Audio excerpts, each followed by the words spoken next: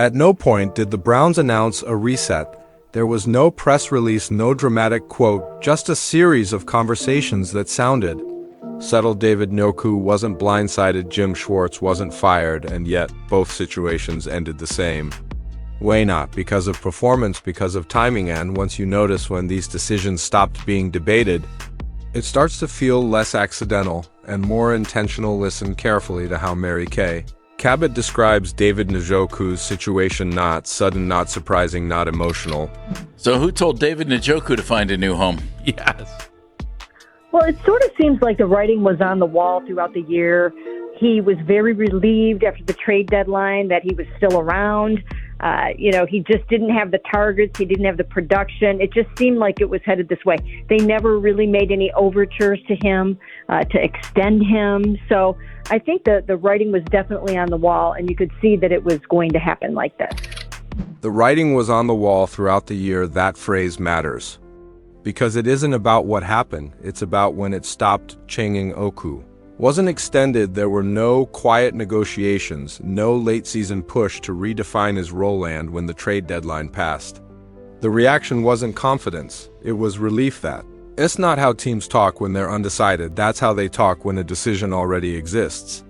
It hasn't been acted on yet. His targets declined, his production dipped, injuries stacked quietly in the background, but none of that triggered urgency. It triggered acceptance. The Browns didn't argue with the trend. They moved alongside it, and then Mary Kay shifts the frame. This wasn't about Todd Monken's scheme. It wasn't about tight end usage philosophy. It was just time. That's not football language.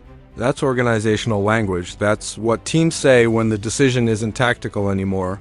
It's chronological. The Browns weren't asking if Njoku fit. They were asking when they would move forward without him, and by the time the question is asked, the outcome is usually already decided. But Njoku's situation wasn't isolated because the same language starts appearing elsewhere. Veterans quietly acknowledging exits, contracts expiring without noise, emotional locker room cleanouts that feel heavier than usual. None of it dramatic, none of it chaotic, just aligned. And alignment inside an NFL building is rarely accidental. NFL teams don't always move when performance drops. They move when windows shift. That's the part casual observers miss, because if this were about value alone, Njoku would still have leverage. He's a strong blocker, still productive, still respected, but the Browns weren't evaluating him in isolation. They were transitioning toward a younger offense. They were accelerating pace. They were reallocating future snaps, not current ones. And when teams commit to faster,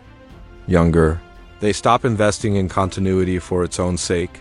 They don't chase balance, they chase alignment. That same pattern shows up again when the conversation turns to Jim Schwartz. There was no firing, no public disagreement, no breakdown. Instead, there was a meeting, one that happened before Todd Monken's introductory press conference. And when Monken spoke about the defense, the tone didn't sound provisional. It didn't sound like someone waiting for clarity. It sounded like someone who already knew the situation. That's important because in NFL buildings, meetings that happen before public messaging usually mean the decision path is already defined. Schwartz had two options presented to him: step away or return under conditions that hadn't changed.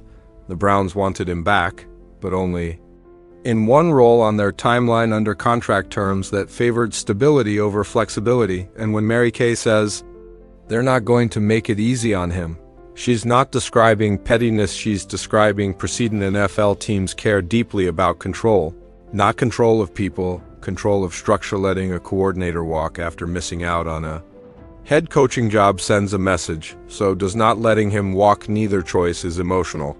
Both are strategic. And when timing matters more than feelings, teams choose the option that preserves leverage, even if it creates discomfort. Which brings us back to the pattern. The Browns aren't reacting to one bad season. They're sequencing decisions, and sequencing always tells you more than statements. What's most revealing here isn't who's leaving, it's who isn't being reassured. Veterans are contemplating retirement. Others are openly preparing for exits. The offensive line is bracing for turnover. And at quarterback, there's no declaration, no endorsement, just fact-finding. That phrase comes up again, not evaluation, not competition. Fact-finding. That's what teams do when they don't want to lock themselves into a story. Yet Deshaun Watson's cap number looms, mentioned plainly. Without drama, bargain quarterback language returns kicking the tires. Becomes the strategy. Nothing here sounds aggressive, but nothing sounds settled either, and that's the point. The Browns aren't announcing a rebuild. They're managing overlap hold.